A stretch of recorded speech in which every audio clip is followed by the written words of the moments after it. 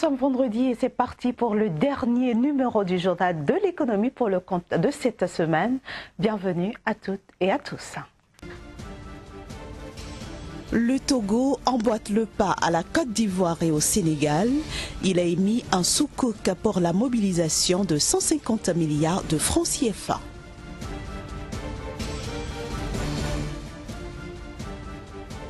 L'Ouganda revoit à la baisse ses prévisions pour l'exportation du café. Elles seront inférieures de 5%.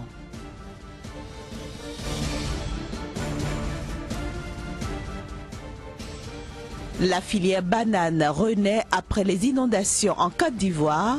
Le pays espère doubler sa production et atteindre 500 000 tonnes en 2020. Je le disais à l'instant, le Togo a lancé un sous-cook pour mobiliser 150 milliards de francs CFA, libellés en 15 millions de titres d'une valeur de 10 000 francs CFA chacun. L'offre faite mercredi dernier est disponible jusqu'au 10 août prochain. Elle est assortie d'un taux d'intérêt de 6,5% pour une maturité qui ira jusqu'en 2026 et est gérée par la branche de la Banque islamique de développement en charge du secteur privé. Notons que le Togo est le 3e pays à émettre un tel sous-cook en Afrique de l'Ouest après la Côte d'Ivoire et le Sénégal.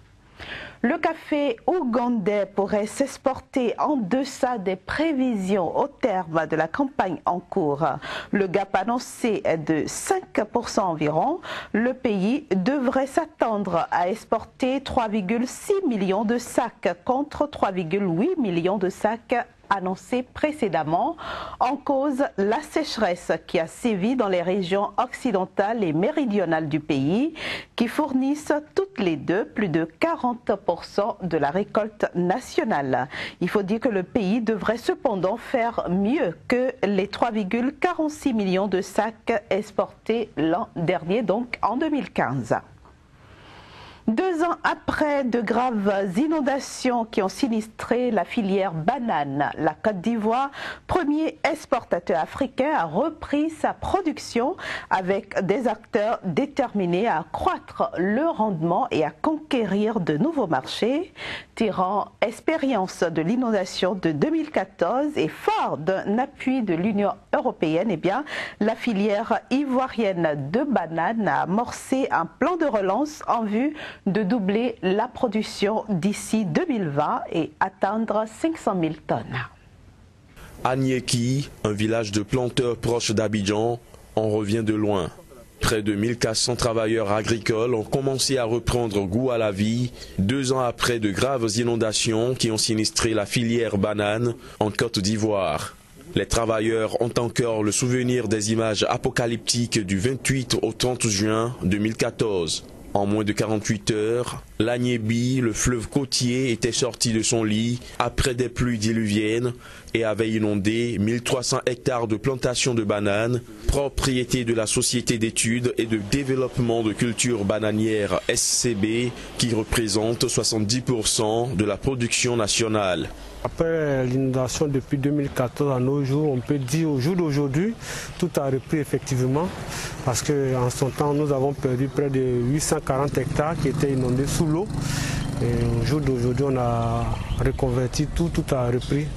Aujourd'hui, 2 ans après, personne n'a été licencié, chacun a conservé son poste. Mieux, les activités ont bien repris, toutes les parcelles vous pouvez les visiter. La reconstruction a été possible grâce à un financement dont 80% proviennent de l'Union européenne. Au total, 850 hectares de bananes ont été plantés en 15 mois. 4 millions d'euros, dont 80% pris en charge par la subvention par l'Union européenne, donc, et 20% à la charge de la SCB. Et grâce à cette subvention, nous avons pu donc reconstruire assez rapidement ce qui avait été détruit. Parce que la banane, il faut le rappeler, est une activité qui occupe beaucoup de monde. Fort de l'appui de l'Union européenne et tirant expérience de l'inondation de 2014, la filière ivoirienne a amorcé un plan de relance en vue de doubler la production d'ici 2020 et atteindre 500 000 tonnes. Le pays qui produit de la banane depuis plus de 50 ans écoulait chaque année près de 300 000 tonnes vers l'Union européenne, son principal débouché, avant d'être frappé par la pire catastrophe agricole de l'histoire de la filière banane en Côte d'Ivoire. Tout comme la Côte d'Ivoire, l'île de France a été frappée par des inondations il y a de cela un mois seulement. Là-bas, ce sont les céréaliers et les maraîchers qui ont été les plus touchés.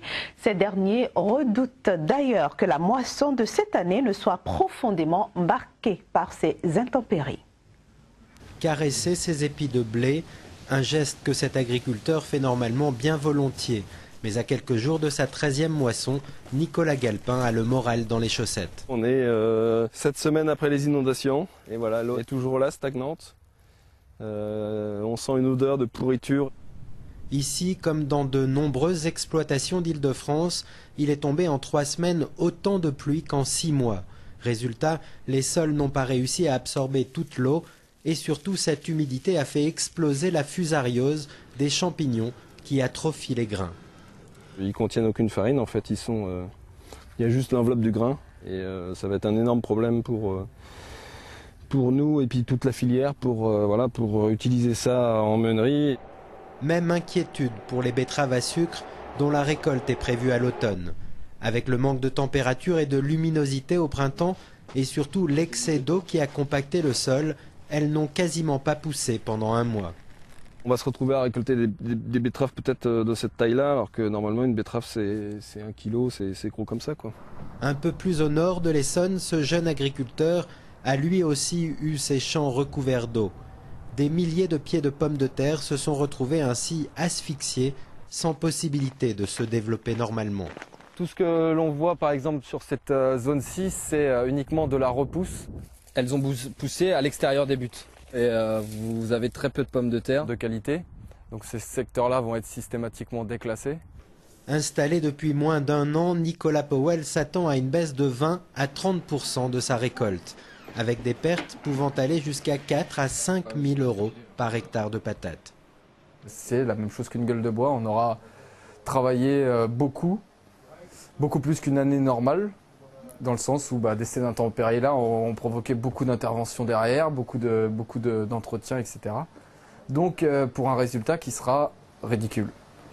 Grâce à son activité parallèle de négoce, le jeune exploitant pourra malgré tout limiter la casse, ce qui ne sera pas forcément le cas pour les 6 000 agriculteurs d'Île-de-France, dont un tiers était déjà en difficulté. Comme tous les vendredis, nous allons maintenant nous intéresser à la bourse régionale des valeurs mobilières et c'est avec Flavien Aïdino juste après la transition.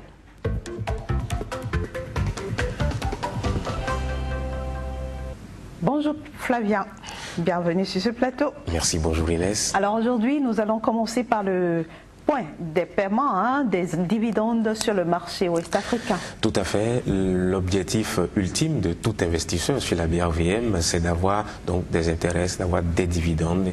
Et justement, nous allons parler de quelques sociétés qui ont décidé donc de distribuer les dividendes sur le marché. Nous commençons par la BICI de Côte d'Ivoire qui a déjà distribué depuis le 20 juillet dernier une valeur de 4 231,5 francs par action.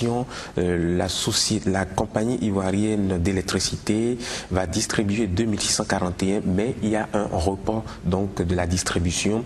La société des caoutchoucs de Grand Berby va distribuer 1710 francs CFA à la date du 25 juillet 2016. Vivo Énergie Côte d'Ivoire 1665 francs, distribution le 27 juillet. Sicable 1200 le 28 juillet et puis CFAO Motors 2297,7 francs à la date du 29 juillet 2016. Alors Flavien, nous apprenons que l'État ivoirien va céder les 23% de parts qu'il détient dans la société Sucrivoire.